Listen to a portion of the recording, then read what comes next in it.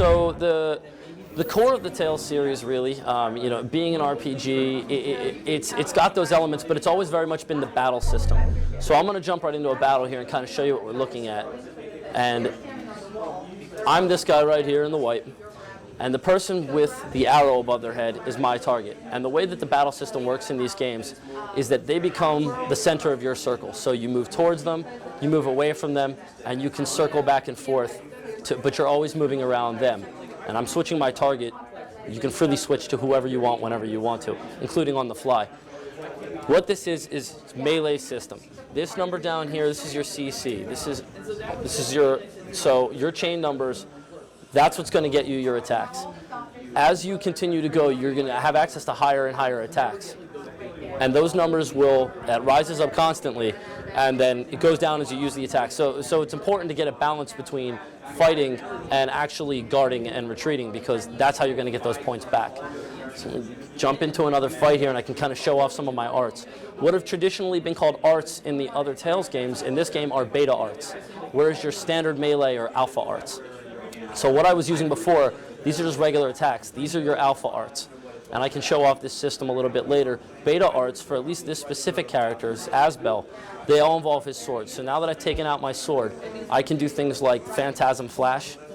I can do Concussive Bolt. These attacks, these more traditional art attacks, are all accessed through a separate channel. And they use CC as well. So everything that you do is going to come out of there, including evading. Take this guy out. Another thing that comes into play here, and by the way, this watermelon, this awesome watermelon on her head, this is one of the many accessories in the game. So you can actually outfit these accessories to your various characters, along with other costumes as well. Down here, these 5 stars under each player represent their title, and the title system is one of the newest things in here.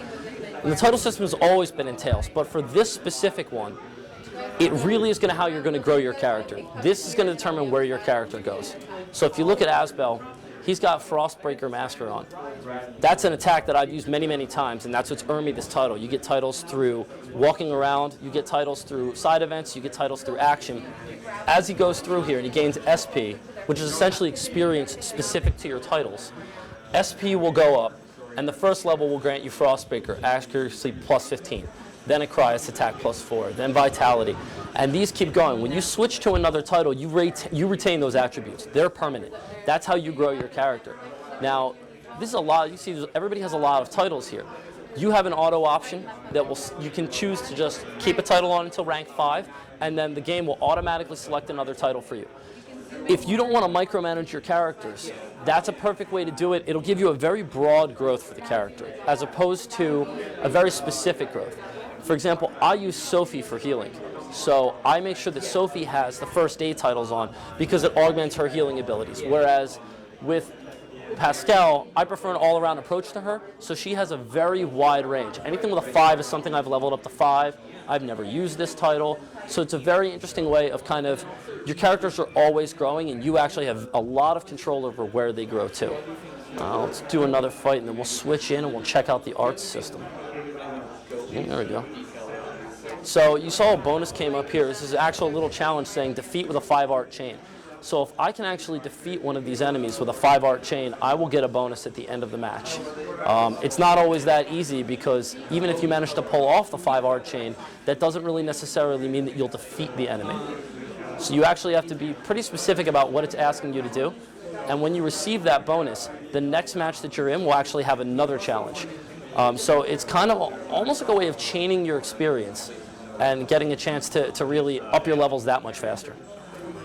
So another cool thing, and really, which is the hallmark of the Tales series as well, is drop-in, drop-out co-op.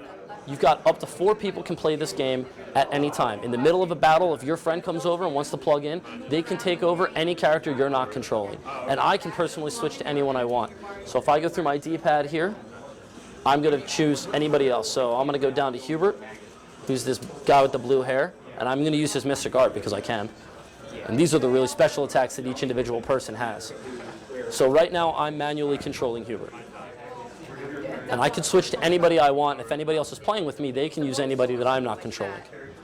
The other cool thing, let's see if it comes up, is this.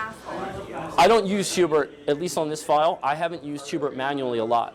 So when you first start using somebody, let's just say, okay, Hubert uses short range attacks, so his alpha attacks are short range. His beta attacks are long range because he fires with a gun.